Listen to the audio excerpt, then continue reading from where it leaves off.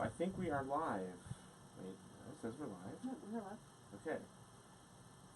And yet this says offline. There, now it's catching up. Ah, I think we're actually finally really online. I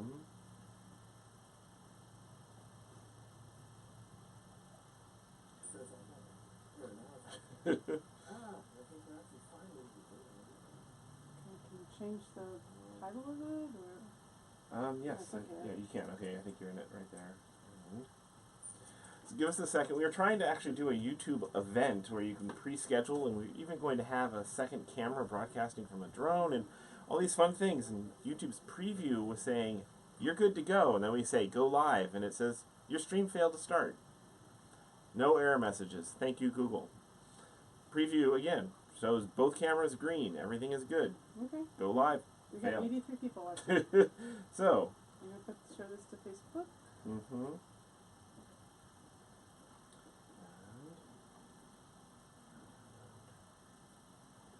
How can I delete this other one?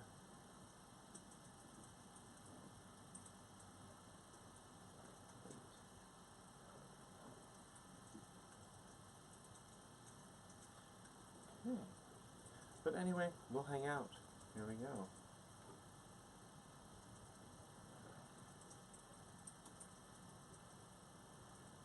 Deleted that event.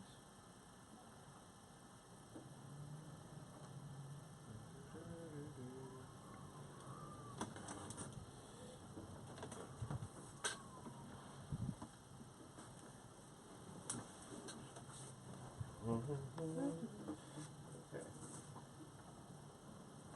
Well, hello everyone. Good evening. Thank you for joining us. We just thought we'd hang out. Was going to be flying this around with live camera views, but oh well. This way. But oh well, we have good intentions of still trying to figure out live streams event things where we can pre-schedule, and it just wasn't working. So we'll just go to this and just hang out. We of course welcome your questions. We'll try to capture them in the little chat thingy, but it's not exactly intuitive. But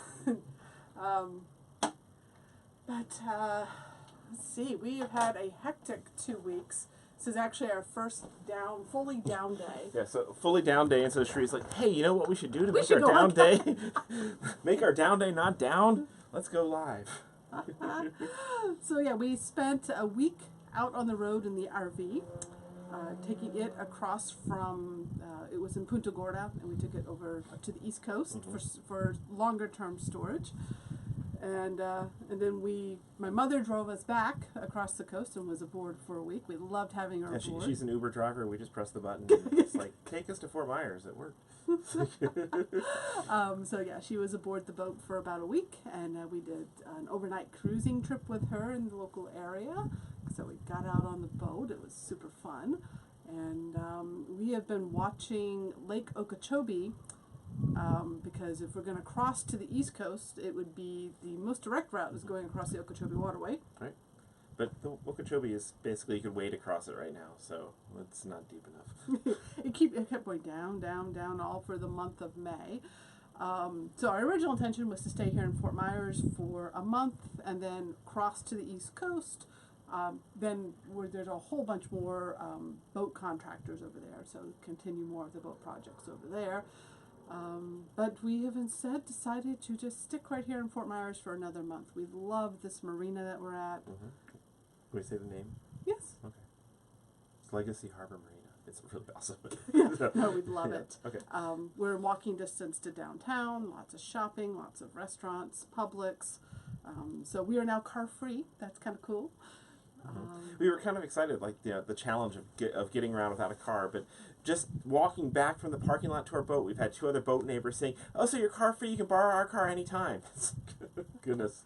Okay, boaters are wonderful and nice and sweet, but that takes away the challenge, I guess. So yeah, we are now back. We'll be here for the whole month of June, and one of the things, so the other alternate route is to go south to the Keys, and that would be an amazing trip, and we definitely want to do it but it's a lot more fun if you have a dinghy. Yes. Yeah, and so much of the experience of the Keys is anchoring out and going in via dinghy to all the funky little destinations and beach bars and places. And so hopefully by the end of this month, we'll either have enough water in Lake Okeechobee or we'll have a dinghy right out this back door.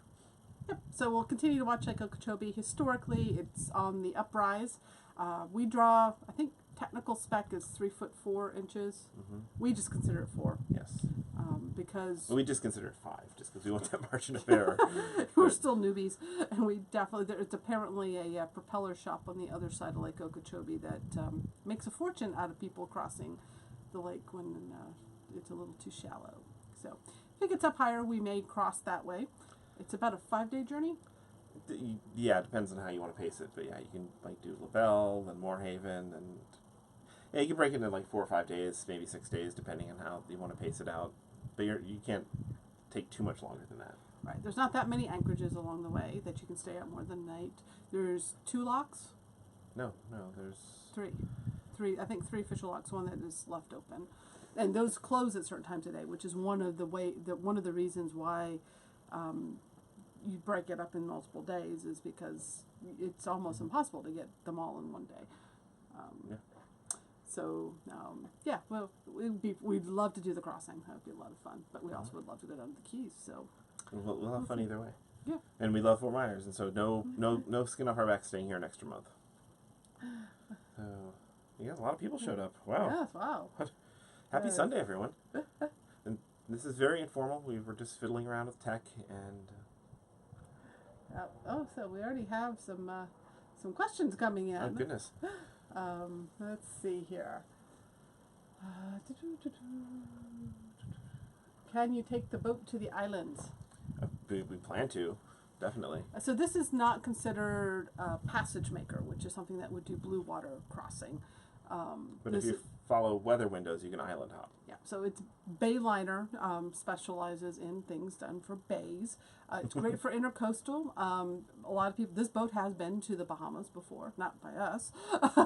But yeah, this style of boat can do the Bahamas and probably some of the Caribbean, coastal. Yeah, and I mean, if you follow the weather appropriately, you can go just about anywhere at island hopping distance. There's people who've taken boats like this, hopped islands all the way down to South America, but that's not really what this boat is made for. It's not really optimal for that. But the Bahamas, it is a great Bahamas boat if we ever do that. Yeah, so, but we're not going to be doing that this season. We are intentionally doing the Great Loop, staying on the intercoastal waterways. We're not gearing up for doing offshore cruising. We're still working full time. We do require connectivity and more attention than doing a lot of cruising, and we're really enjoying the pace. We're ready to slow down, so we're really enjoying the pace of coming to a marina, being still for a bit, focus on projects, focus on learning the boat, upgrading the boat too. So we've got a lot of boat stuff still to catch up on. Yeah, we're just on 3 months of ownership now. Yeah, and speaking of, I guess one of the things we did in just a few weeks ago is we actually hired a mechanic, actually a father-son team, and spent a day and a half with them learning how to do all the basic engine maintenance on our boat. Yes, we did basically reset all the maintenance on the engine at 0. So everything we know. All fuel, all fluids, all impellers, all filters, everything reset. So hiring the mechanic, they did the work but taught us as they went, and it was fantastic. Yes. They're a great team. If you're ever in Fort Myers, Rob and Sons is just impeccable people. Just fun to have aboard. Loved having them aboard, and knowledgeable and excited to share. So I really liked that. And then we bought. They allowed us to buy all of the parts for so we went out and found all the fluids, the filters, the impellers. I think we had changed some belts too, or one of the belts, and we also did the generator. And all in all, between hiring them and all the parts, it was just under $2,000. So I was actually happy with that. Yeah, actually, no, it was, and pretty much everything they did. Now we feel we can do ourselves, which is great. Yeah. Let's see. We're looking younger, apparently. What? It's the shirt. It's brand new.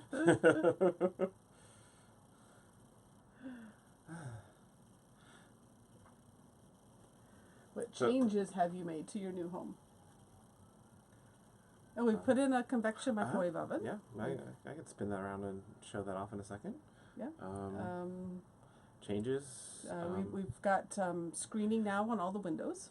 Yeah, we've got like privacy / shade screens on the pilot house and the living room, which is a big upgrade. What other major changes have we done? Well, the wind made a change to our Bimini. We now have half of a Bimini up top. So. Yes. So when we were away in the RV week before last, there was a 50-mile-per-hour windstorm that came through. And our harbor master is amazing. He saw our Bimini flapping around, and he took it down for us. Put some extra lines on the boat. We had already left the boat with extra lines on it just in case. But unfortunately, the Bimini has a tear. It was created in 2003, so it was well past its time anyway. Yes. But it has a tear in it now. Yeah, 15-year-old canvas is starting to get like a bit like tissue paper, and we have intentions to do actually a solar Bimini, and now that's kind of jumping itself up. Redo the Bimini with integrated solar panels, and that's kind of pushing itself up the list. So the solar project will probably be sooner rather than later. Just because we need the shade. Because the shade up on the top deck is amazing. It not only, when we're underway, gives us a lot of shade, gives us a great hangout space when we're still. It also creates shade on this room, on the salon, and keeps it cooler in here. So. And then solar. Hey, solar is awesome. Yes, the more solar, the better.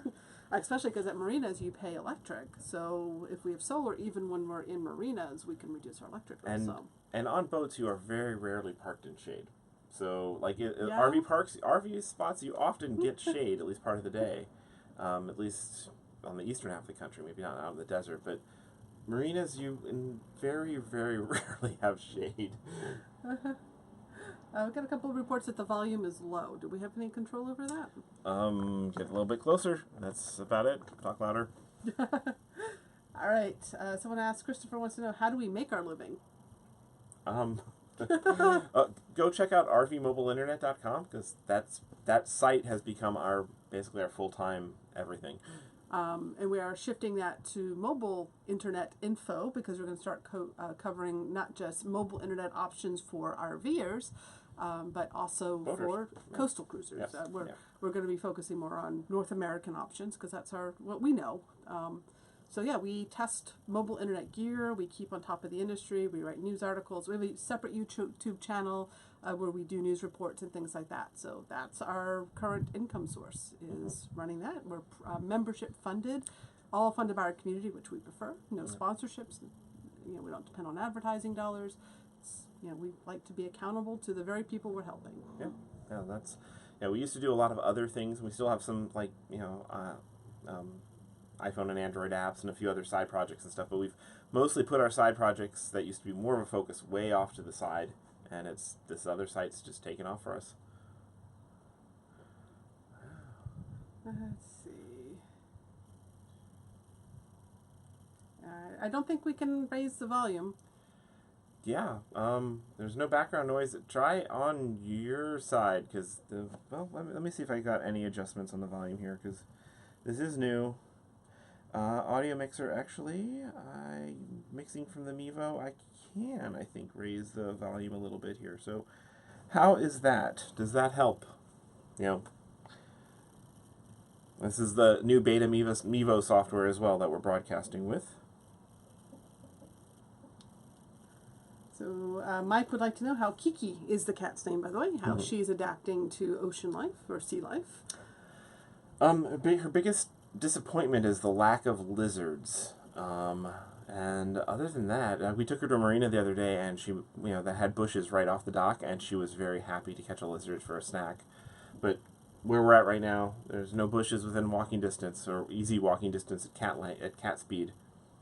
But other than that, I think she's been losing weight because she's got to climb stairs to get to her food. Yeah, we actually took her to her annual vet appointment, and she had lost half a pound since her last appointment, so she's definitely getting fitter, having to move around the boat. But yeah, she definitely, when she was on the RV the week before last, I think she was happier because she can just walk right outside her house and hunt lizards and go for walks. Whereas here, down the dock, and for her to get to land to go play with lizards, it's a bit of a haul, and she hasn't quite gotten used to water being all around her. But she's very comfortable moving around the boat. She loves walking the side decks, and she's doing well. Mm-hmm. She's napping right now, or else I'd bring her on and let her tell you. Let's see. What type of electronic chart plotter do you have? An iPad at the moment. So, we have a Garmin, an old Garmin that came with the boat.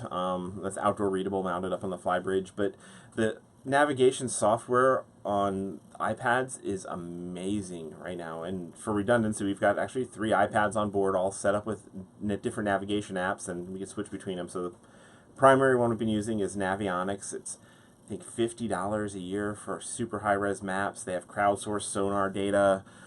They can actually do routing, kind of like taking your depth into account, and will route you places based on charted depths. Very amazing app. And then the Garmin Blue Charts app has Active Captain integrated, which is crowdsourced reviews of basically everything, whether it's a sandbar that might be blocking a channel, to the restaurants near marinas, to the marinas, to everything else, and that's all overlaid in the Garmin chart. So kind of been navigating with both Navionics and Garmin iPads side by side, and it's been really working really well. We plan to do proper integrated chart plotter at some point, but it's going to be hard to beat the iPad. The integrated one will probably just be the backup. Yep, and we need to get radar and other things. Yeah, the boat that we bought had very minimal electronics, very old, which was kind of a plus for us, because that allowed us to consider it something that we would tackle on our own and do it our way. So. And so somebody asked, how long before we start the loop? Well, we're actually 44 miles into it. Yeah, we started the loop officially on April 28th. Yep. That's when we left Bird Storm Marina. The last marina we're at. So we consider that the start of our loop. We're just taking it at a very slow pace. And actually, I was just working on editing our first video, our first travel log of the loop. So that'll be coming out later this week. And the video is looking really good. And it's our first attempt at really doing more travel log footage. So I hope you guys enjoy it. It's kind of a departure from our normal sit and talk and yap at you. Yeah. So yeah, we filmed during that week-long outing. We filmed a lot of just snippets of video of all sorts of interesting things, and now it's us talking with cool video on top of it instead of. We'll see. Yeah, we'll see how you like it, but I think it's coming out really nice. It'll be interesting, because at the pace of the loop that we're doing, we should be able to squeeze in a little more travel log. With RVing, when we're moving around every few days, there's no way we can keep up with that. And remember, we work full time. Yes, exactly. All this video stuff on YouTube. This is our fun side. This is just fun hobby, and my off hours, I want to be out having fun, not producing videos. No, in your off hours, you'd like to sit obsessively in front of the computer and play with stuff and like video. Yeah, but not all the time. No, every so often is fine. But no, yeah, it's a lot of work. It's a lot of work. I mean, when you see like the Winds, we love the Winds. That's their job. Yeah. You know, they have made it their job to do video production and create their travel logs, and they're being funded by their Patreons at, I think they're up to $2,500 a video. So they can afford to put 20, 30 hours into a video log. We're just doing this for fun. We're not trying to build. We don't want to be funded for doing this. So. Yeah, but if you want to click our tip button and buy us That's a bottle of fine. wine or stuff like that, we love that. But that's not the reason we're doing this. Yes. Okay, so Dixie Normus asks, did you get your boating captain's license? And so a captain's license is more of a commercial pursuit. So if you got your captain's license, you need that if you're chartering, if you're doing things for hire, taking people out for money on the boat, or you're delivering boats and things like that. Yes. We do not need a captain's license for just personal pleasure cruising and having guests aboard. So no, when you have a captain's license, that ups your liability. Just like if you had a CDL to drive your motorhome, that puts you in a commercial class, and now you're regulated by other things that increases your liability. So there's really no reason to get a captain's license unless you want to do work for hire. So that's actually better off without it. So there's no special licensing required to have a boat. Surprisingly. Should be. That's the same with driving a motorhome. There probably should be. But we did hire captains to come aboard and train us both on driving the boat and on safety. Yeah. You haven't completed yet, No, but I completed the Florida Safety Boaters course. So Online course, yeah. and we also did 4 days of classroom training with a captain. With us very small, I think it was like 6-8 people in the classroom for those days on boat systems, navigation, charting, line handling, and all the basics, an overview. So a lot of it we're learning by experience. But YouTube is great. There's lots of videos. I saw Wheeling it just passed through. Wheeling gets here too? Hey guys. Yay, awesome. Hey Nina, Paul. Your daddy's on here. He says he's now hanging out with a 70-year-old woman. Because your mom just had her birthday. Oh. Okay. Let's see. Going down the little thing. If you have questions, feel free to type them in. I can't guarantee I'll actually see them. The live chat screen doesn't really make it easy. Let's see. Oh yeah, that is a bit awkward. Are they sorted in? I think they're by time. I know you could sort in different ways. I think. Oh gosh. Yeah, I wish that you could say I have a question and you could just have all the questions pop up and not just have all the chatter. YouTube has been prompting us saying, try out our super chat. Yeah, apparently they have this option where you can pay to have your questions appear to us, and I'm hesitant to use it because I don't want to be charging you guys for this. That's silly. But YouTube's eager to do anything that they'll get a cut, I suppose. Yes, it's like, okay. Okay. All right, I think up here. So can you discuss the details of storing the bus, the cost, security, etc.? So where the bus is being stored is by private arrangements. So we really don't want to discuss the specifics. But it's not something accessible to most folks. It's on private property. But it's with someone who is able to keep an eye on it for us. We are experimenting with some wireless camera options so that we can remote into it. They're checking on it regularly, and because we'll be on the east coast of Florida later in the summer, we'll be checking it on too, and probably taking it out on the road some too. So that's why we put it on the east coast, because that's where we intend to get to once we can get over to the east coast.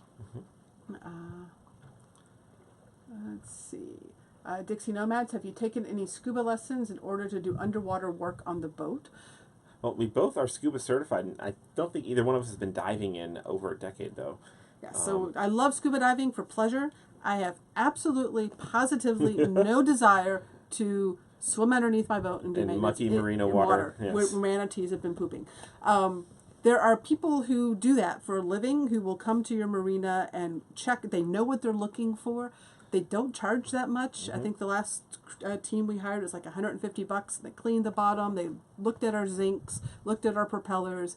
I am the type, I am more than happy to pay people for what they're specialists in, because people pay us for what we're specialists in. I believe that's the way the world goes around. Now, there's things that we want to be... Well, I've been doing all the plumbing myself on the boat, and we learned how to do the engine maintenance, and we'll be doing that ourselves again in the future. But carrying around a lot of dive gear and keeping tank certified and gear certified I'd rather just focus. If we go diving again, it'll be a fun thing, not a work thing in a marina. If we were spending a lot of time in the Caribbean where it's fun to scuba dive, then it would be a very different story. But along the Great Loop isn't really scuba mecca. We're going to be in rivers and canals and things like that. So going through the effort of having all the gear on board, storing it, maintaining it, not fun. Yep. So no, we have snorkeling gear though, so that we can, if we get lines or something, like we go through a crab pod or lines, we can go down with a dive knife and free ourselves. I mean, we have that gear. But yeah, carrying scuba gear is a bunch. Let's see. Eaglette wants to know, how comfortable can you sleep while floating on water? It's like you're being rocked. I love it. Oh, it's heavenly. Even when it's been windy out, actually, I find it very relaxing. Yeah, sleeping on boats is just amazing. Invaluable info. Thank you. John would like to know, how do you plan on getting around the cities that you visit when you do the loop? Well, we do have our 2 electric bikes we brought transplanted from the bus on board. They're actually on their back porch right behind here. And there's things like Lyft and Uber if there's not a Lyft in town. Enterprise rent-a-cars, especially on weekends, you can rent a car for like $10 a day. So there's always rental cars. A lot of marinas have a... Courtesy car. Where you can borrow it to go run errands. You can't really do it for sightseeing, but and then one thing that we really, really like about marinas is more of them are in city centers. So you're within walking distance to places like this place we're at, Fort Myers. We're literally a block and a half from downtown. We're a block from a Publix grocery store. And we're going to be specifically seeking out our longer term stays in marinas to be in cool cities. Where you could walk to everything. Yes. So that's our plan. And then we have $100 in Lyft credit that we'll use this month to to go run any errands that we might need to. And this summer when we're in Florida, we may actually hopscotch our Mini Cooper with us. It's quite common for marinas to store your vehicle while you're in transition, and you like just hire a car for a one-way to come back and get your car and bring it back. So if we do several stops along the east coast of Florida, we may do that as well if we feel we want it.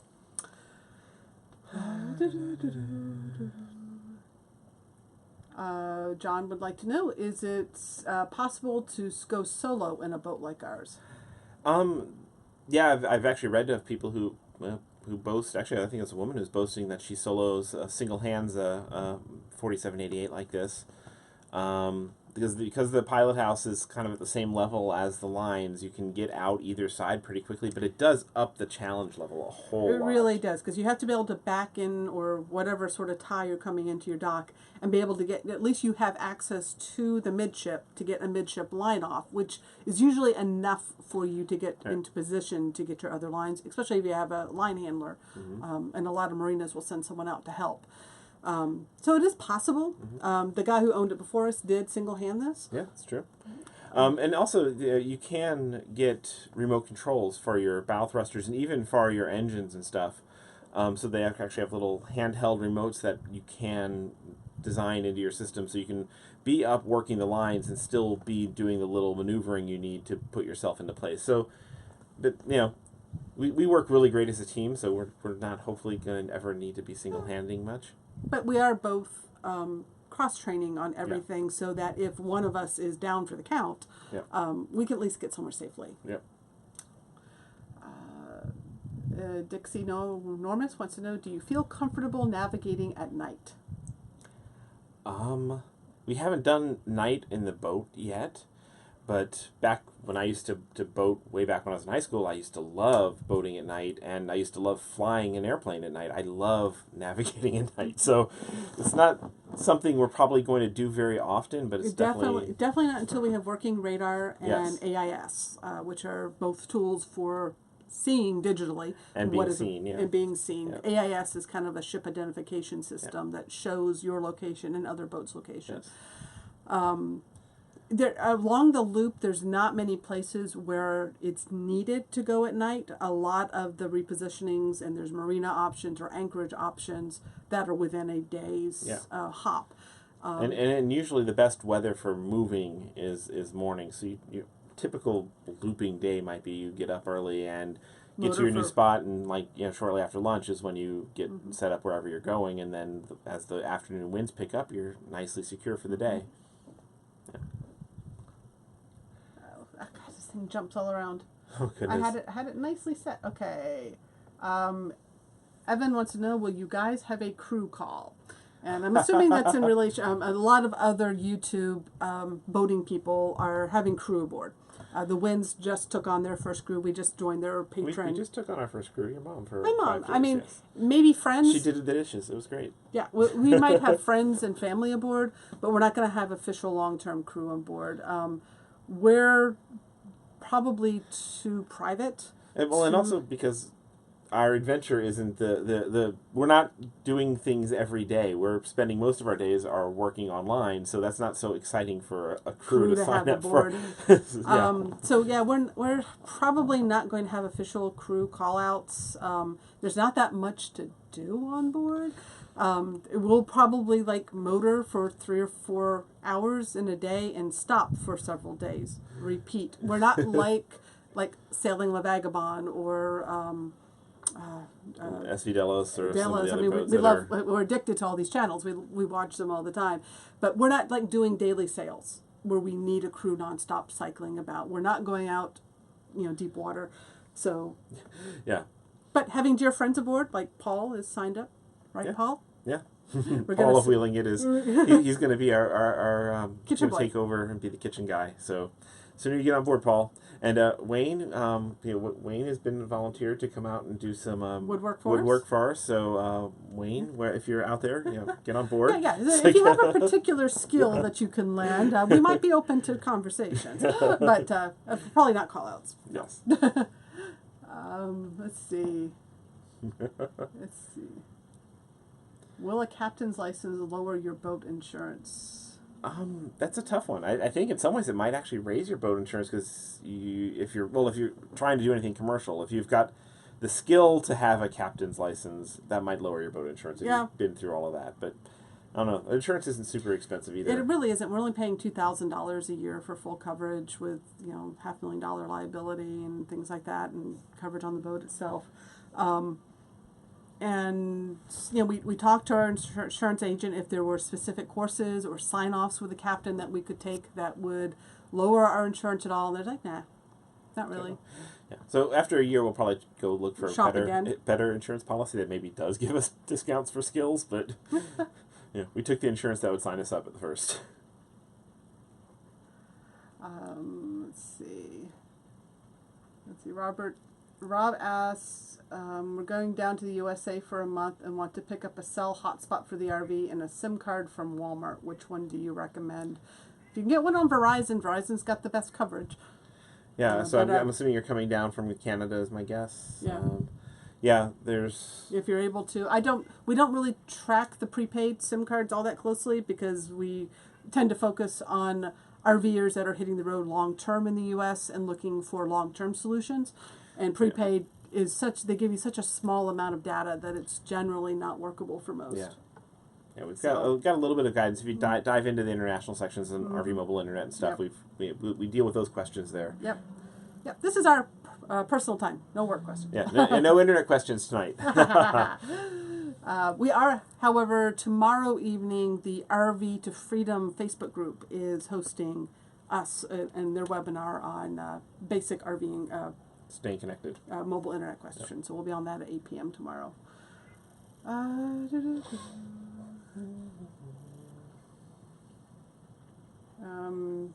Dog Bands asks, how fast will the ship go? I think you mean... How fast? How fast? I think we've gotten up to just under 20 knots. But we worked out some of our ideal cruising speeds. Between 7 and 8 knots is a nice slow cruise for us, and then if we want to get up on plane, it's about 14, 15 knots. Yep. But yeah, we'll probably cruise mostly at 7 to 8 knots. It's a great speed. Seems to be, everything that we've researched with our Cummins 370s dual, and this particular boat. That's one of the advantages going with a more mass-produced one is there's a lot more wisdom to tap into. 6 to 7 seems to be one of the sweet spots for fuel consumption. Yeah. So that's probably what we'll do because we like it slow. Mike asks, I'm retired and plan to be on the road as a nomad with my 2 cats next year at this time. Is there any problem learning to drive a Class A, or should I stay with a Class C I'm thinking about getting? That's completely up to you. Yeah, it depends on your own comfort levels. It's driving big things isn't that hard, but you've got to get past that kind of fear, and you've got to have good situational awareness. So it's, if you're comfortable, try it out, borrow one, rent one, or if you know that you're generally comfortable with big things, just go for it. Let's see. I like that. Thank you, Leanne. Made the suggestion of typing your questions in all caps so that we can easier see them, and that is actually makes it easier for our eyes to scroll down to it. Yes. So definitely, or at least type the question. The word question seems to be working too. Yes. Okay. Nikki Porter asks, when you take your bus out of storage, what are your priority rebooting chores?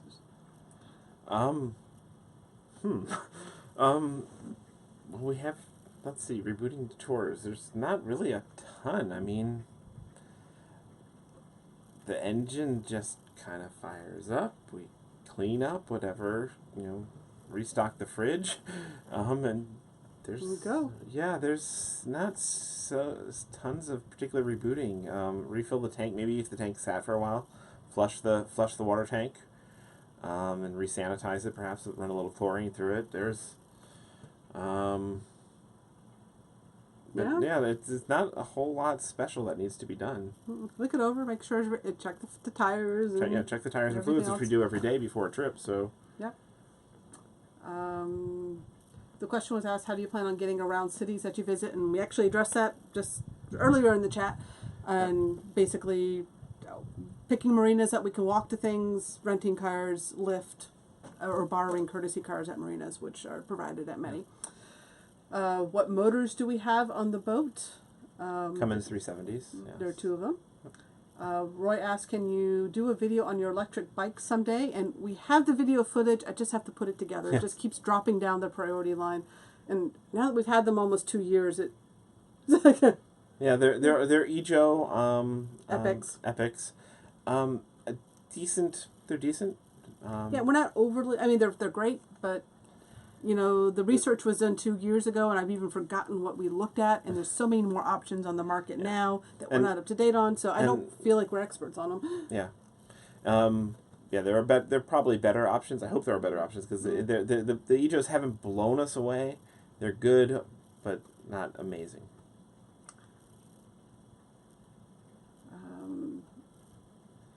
Sir Taj says, "Don't you find this a very expensive thing to do?" You see these condos behind us? Yeah, that's an expensive thing to do. Those condos go for about $600,000 plus there's condo fees of $600 or $700 to get this water view. We're getting it for $850 a month. Yeah, we're paying $838 a month to have a very similar but better view, I think.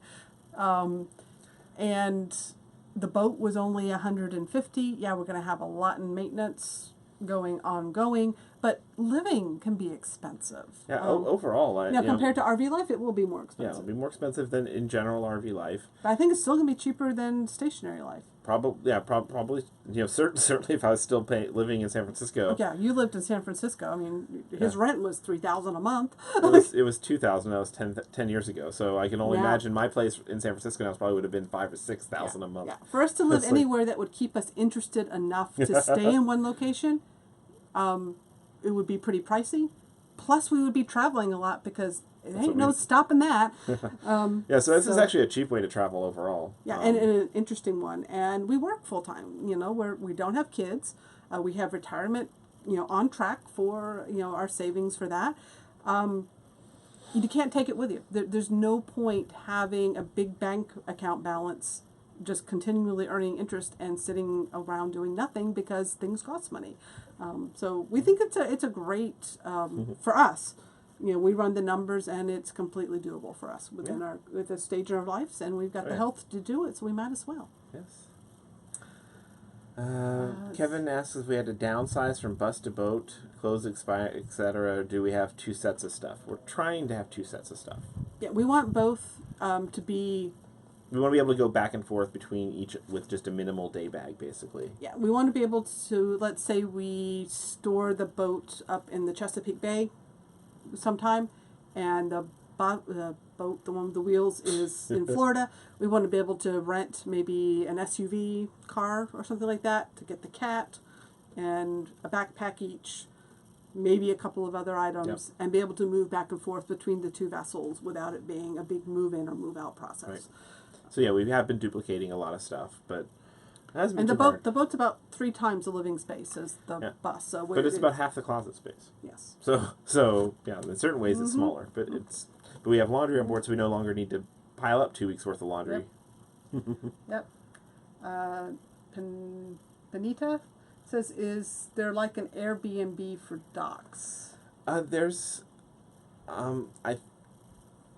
like I guess what they like harbor hosts and stuff in a lot of areas that some people put out invitations. They love to have people passing through, kind of like couch surfing, stay if they've got a dock in their backyard and stuff like that. We've gotten a couple invitations along the loop of people that have invited us. They have docks, deep water docks that we can get into, which we totally appreciate. But I haven't seen a proper Airbnb type thing. Not like Boondockers Welcome, which is the Airbnb basic. Not Airbnb, it's more of free. It's more couch surfing for RVers. So you join that site for like $25 a month, and you get access to a year, not a month. Yeah. And you get access to people that have listed their properties for places where you can park your RV for a night or two and visit. And it's more about community than it is getting a free space.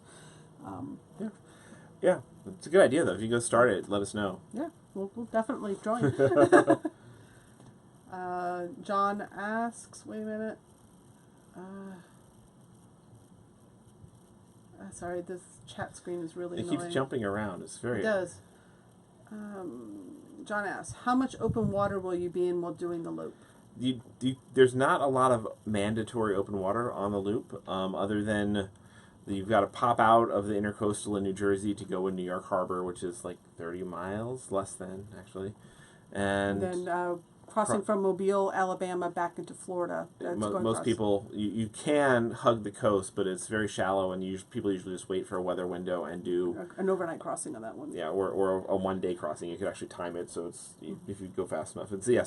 So very, very little open water required on the loop. Although some of the sounds are pretty big, like Pimlico Sound and stuff, and Chesapeake Bay can Chesapeake get Bay. Crossing Lake Michigan, or can get very feel like you're on an ocean. Yep. So you definitely want to be watching the weather. Yep. The concerns seem to be about seasickness, and definitely if you're on a rough even the small river behind us, if it's on a windy, rough day, those waves would give somebody seasick. Yeah. Yep. So a lot of it is about being flexible and timing your travel days to be on good weather days, and paying attention. There's a lot more paying attention to the weather in boating than there is in RVing. Yep. No doubt about that. Tim wants to know how long we can stay out before having to dump a black tank on the water. We don't dump the tank on the water. That'd be really bad. The Coast Guard would it says object. and take on water. Oh, take on water. Oh, dump the tank on the water. Okay, So we're finding our black tank. This one, it's 45 gallons, and it's on a vacuum flush system. And we're finding that lasts us about 12 days. Yeah, probably 2 weeks is pushing it, but yeah, 12 days. 12 days, and we are contemplating potentially replacing one of our heads with a composting toilet to give us more flexibility. It's one case where we see that could be very advantageous for us. The freshwater, we have, I think we determined about 120 gallons. It originally had 200 gallons, but when they put in the bow thruster, they had to cut down the tank. So I think we have about 120, 130 gallons of fresh water on board. So that's just a matter of how conservative you want to be with that usage. Time your showers. Yeah, that's about what we have on the bus, and we can make that go 2 to 3 weeks if we need to. Or, if you want to take long showers, then it can be a week. Yeah, well, yeah. If you sync it up with the black tank, every 12 or 14 days, it's Matthew says, isn't the big loop down around the bottom of Florida? Why go over the lake if you can go around the bottom? So there is no official route. For the Great. Both are considered part of the Great Loop. Mm-hmm. Yeah, and actually one of the things we've been considering is doing the Little Loop of Florida as our part of our first year's adventure. So we'd cross Lake Okeechobee and head south to the Keys, and then come back up to here, and then go back through again. So that was actually one of the major possibilities we had. We definitely aim to get to the Keys at some point. We don't want to go there until we have a dinghy, for sure. Yeah, the big thing holding us back is the lack of dinghy. And it just wouldn't be as much fun. Yep. If we're going to go down there, we want it to be a fun adventure and be able to go explore. Yep. And we installed, I think we already actually answered that about the security system. Already answered about the Bahamas. What do we have planned for renovations or upgrades? We actually are planning a separate video on this. Yeah, so we do have quite a few, and I guess stay tuned, because that might be one of the next videos we produce. Yeah, generally, we definitely want to do solar and lithium batteries. We have some kitchen mods. We want to take out the electric oven and stovetop and put in a induction cooktop. We've already put in a convection microwave combo. We want to modify the engine room access to be easier to get in and out of. We've got marine electronics upgrades, lots of electronic upgrades being sketched out and planned. And then over here we've got some storage area that we want to actually convert to a 50-inch pop-up television. Yes. So. Yeah. And there's like little things like dimmers on all the lights and many upgrades. Have you joined Botus? Yes, we have. Absolutely. We did that the night before we picked up the boat. Yep. Yeah, so Once we knew all the paperwork was final on buying the boat and before we picked it up. Botus gives you all sorts of great resources, in particular towing. Captain Runamuck asks, is your fishing Camp skills... Runamuck. Oh, camp, sorry. I'm seeing captains everywhere. Is your fishing skills as good as your internet skills? I like to eat fish. We know we do not fish. Neither of us has ever really fished. Not since I was on my grandpa's lap when I was like 8. And I have exactly that much interest in it. But I am more than happy to purchase fresh caught fish from people at the docks we go to. Yep. And support their livelihood. And if they need internet access, they can support ours. We'll help them with that.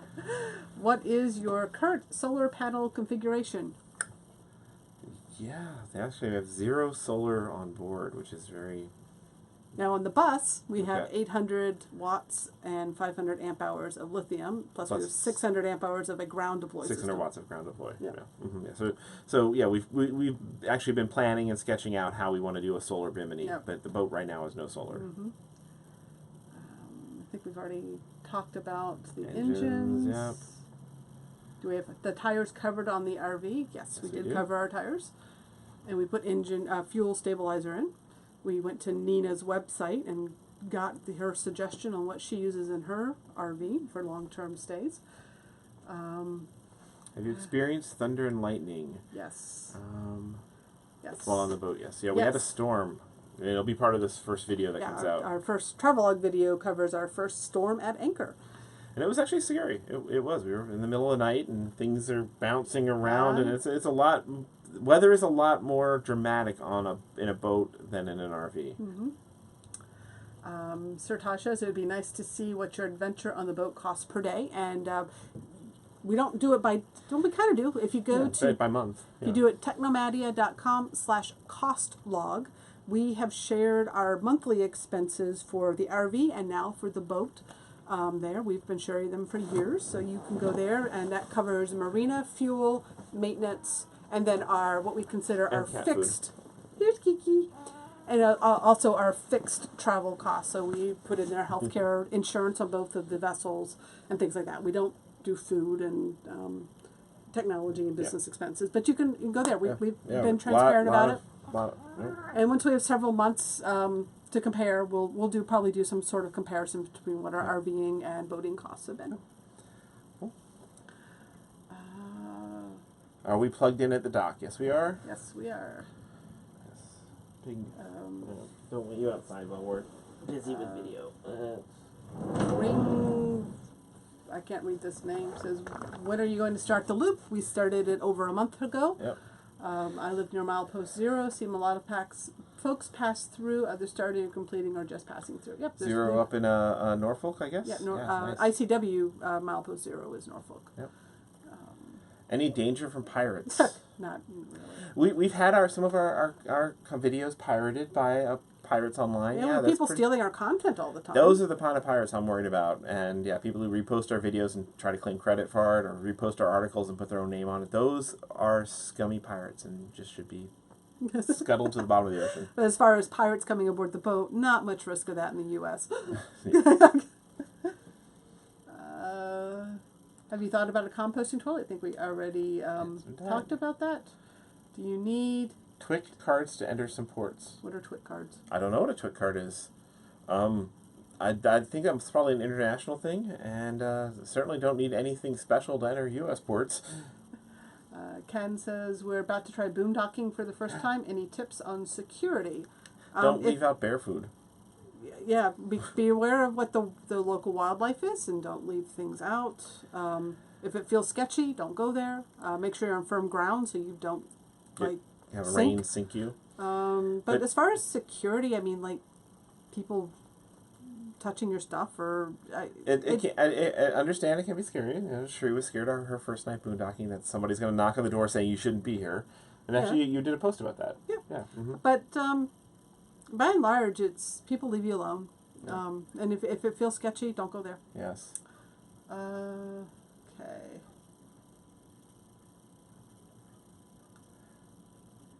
Did we do something about repelling mice in Okay, our camper? That's what our cat was for. Let's see. I look forward to traveling with you, but please do something about repelling mice in your camper. We have honestly never had a problem with mice.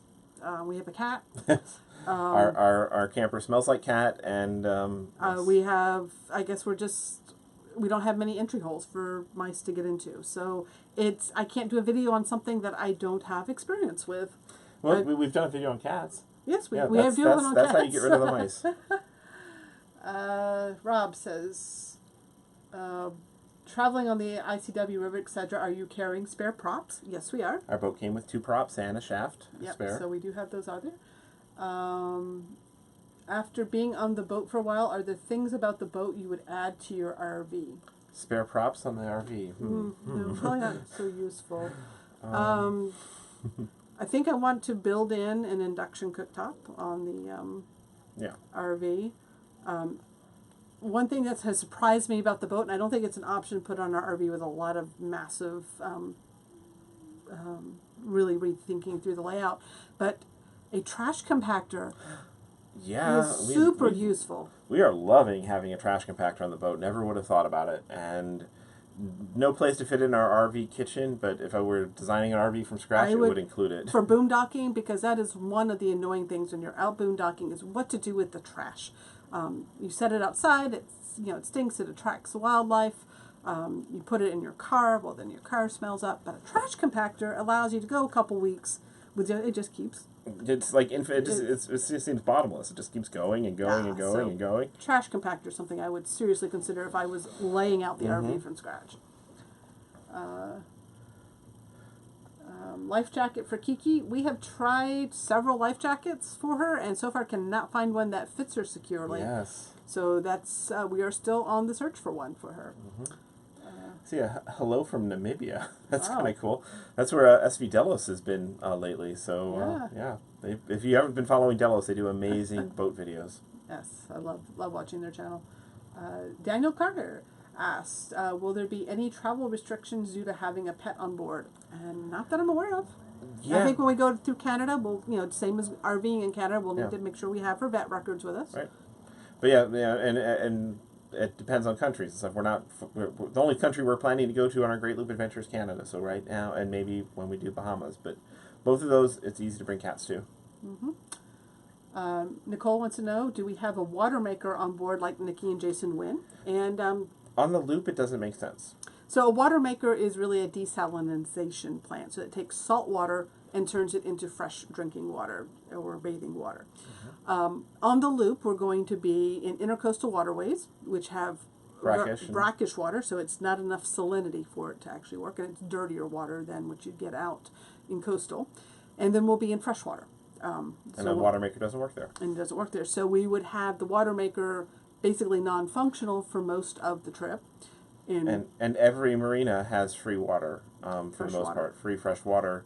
Whereas once we go, like if we ever do long-term Bahamas cruising, that's when it makes sense to invest in a water maker, adding it at that time, because in the Bahamas you pay for your water, and you're out in pristine ocean where the water maker can thrive and make 100 gallons a day, and you can have long showers and all that other good stuff. Does not make sense for this, if we do continue on and do coastal cruising. Do the Bahamas, yeah. Yes, then we will look at adding a water maker if it makes sense. But for the next several years on the loop, makes 0 sense to have it on board. Yep. How is the fuel situation on the boat, the costs of marinas, and availability? So the boat has 444 gallons of tank capacity. Fuel is... We're still on our first tank. Still on our first tank. At our cruising speed of 7 to 9, we're anticipating getting, 1.5 to 2 miles a gallon, yeah. Miles to the gallon, which sounds horrible. But we don't intend to be motoring more than maybe 20 miles at most in a day. And that might actually be in a month. Yeah. So our mileage is going to be slowing down. You don't go very fast. Unlike in an RV, you're going 55, 60 miles per hour. In a boat, we're doing 7 to 8 miles per hour. And we're going to be doing less miles because we're slowing down our pace. So the fuel we anticipate compared to our RVing, just because of those factors, will be Probably work out the same. the same-ish. The other factor with fuel is you pay off-road diesel prices, so you don't have to pay the road taxes. But marinas tend to mark up fuel costs a little bit to balance a little bit. So we're finding that fuel prices at marinas tend to be a little less than street price in the local area, just because of that. And then marinas costs. We've been to 2 so far. We've actually been kind of surprised at the affordability of marinas. Availability, right now we're in Florida in the off season, and so availability is really easy. But it can be trickier when the on season hits. Overnight marina fees are ridiculously, stupidly expensive. We just did a day trip over to Sanibel Island. Our first overnight marina. It was $2 per foot. We're plus 47 feet, so it was $94 for overnight. Plus $20 for just to plug in the electric cord. So it was like $119 with taxes for one overnight, which I find completely stupid. But here at the monthly, we're paying $893 for a month. And we just got our first month's worth of electric. It was $80, $76, and we're running the AC like nonstop. So that's how we're going to balance it out. Is we're going to do a lot of monthly stays and probably anchoring out in between. Anchoring out is heavenly. Yep. So we'll probably do anchoring in between cities that we want to stop in. Find a marina that meets our scratches all our buttons and stay for a month or two, because that's what we're craving. Okay. Butch wants to know about our internet connection. What are we broadcasting over? We are currently broadcasting over AT&T. Our unlimited hotspot. Our AT&T unlimited hotspot right now. So. Let's see. Manus Joy wants to know: have you used a Garmin GPS for the RVs? If so, how did you like it compared to the auto Garmin GPS? I've never used an auto Garmin GPS, so can't comment on that. We do have the Garmin 660 LNT. Was it 760? No, I think with the 660, the slightly smaller one. It's check our gear page. But yeah, we've got a Garmin RV GPS that we've been very, very pleased with. But we also usually run Apple Maps and Google Maps concurrently, and if all three agree, then that's the route we take. If there's any difference between them, then we research further. We found that each mapping system has failed us enough times that we don't trust them. We always have multiple systems going. Yeah. Nina is concerned about Paul's Delos crush. I could see Paul joining their crew, Nina. Yeah. I would be concerned too. Kate asked if we separate our trash for the trash compactor. We keep our recycles separate and carry them we out. would like to actually get a little composting bin to put the food in. That would keep the smell down longer. Yeah. Ken asks, do you have any problems passing through the narrow openings at border crossings? Border cross. They're very tight, and we're just purchasing a big Class A. I'm not sure I understand the question. I've never seen like you mean like the toll booth type openings, just like a toll bridge. It's they're designed for semi trucks to go through. Yeah, so. it is. I mean, just go really slow and trust your mirrors. But yeah, I mean, there's nothing that an RV can't get through. Just take it slow. Let's see. Do you sleep better on the boat? I think I sleep very well on the boat. Annie wants to know: can you drink and drive and pilot a boat, or do you need a designated captain? It is against the law to drink and to pilot a boat, just like a vehicle. So. Yeah, and it's foolish. You get to where you want to anchor, then you have your cocktails. Butch wants to know, what do you guess you have for square feet of living space inside? I want to say we're probably 500 to 600 square feet.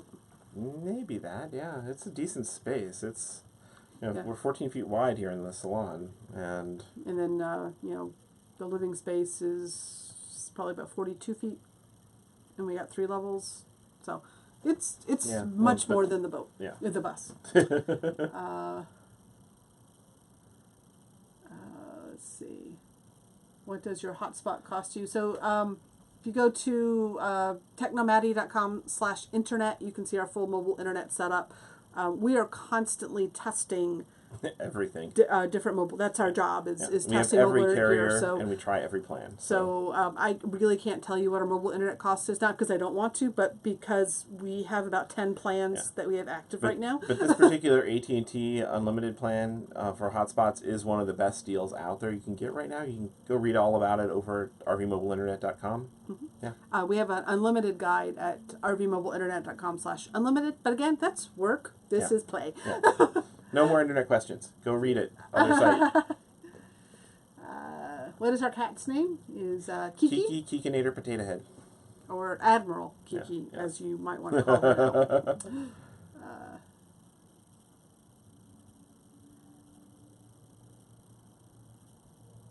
now. Questions about the Mobley? Go over to mobile internet. Yes. We're not answering mobile internet questions here. This is our playtime. Okay, I think that wraps. We're caught up on questions. Caught up on questions. Woohoo. And I think it's time for us to go make some dinner. And go enjoy the sunset. Mm-hmm. You want to take them up on deck, maybe? Yeah, we can do that. Mm-hmm. This may or may not drop. Not sure exactly. But and you can see our new microwave over here, convection microwave. Actually, they can't. There you go. Hmm? There you go. Oh, there's a lag, but yes, convection microwave, freshly installed. Very messy pilot house at the moment.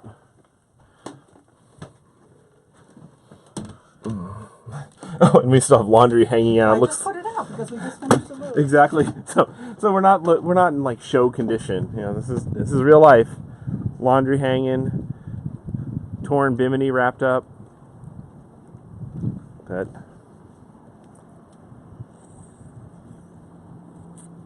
So we are in the off season for this marina, and when we came in, we had boats all around us, and now we pretty much have this whole corner to ourselves. So we have this wonderful panoramic view now at all our windows that we're just loving, which was another deciding point, and decided to just extend here for the month of June. That's Fort Myers over there, and yeah, we're really digging this urban marina life. It's really rare in RVs to find RV parks that are this convenient to downtowns and things to do. So yeah, perhaps Pecan Grove in Austin would be, I think, the only RV park we've ever stayed at that it was this convenient to city life. And I love cities. I mean, I love being able to walk places and not need to drive to them. And that's one of my things I'm most looking forward to is life on the water, is being able to walk more towns. All right. Good evening, guys. Thanks for joining in for this little impromptu video chat. Yes. We're going to start experimenting more, I think, with getting this YouTube thing to work. Yep. Yeah, I think because we can actually embed a YouTube live video into Facebook as well, even. Right? I think Facebook or our webpage. I don't know. Yeah. So we'll play with this. It's promising. This is Mevo beta software, and it seems to have worked. This is so good job, Mevo. Yay. Take care. All right. Good night, guys.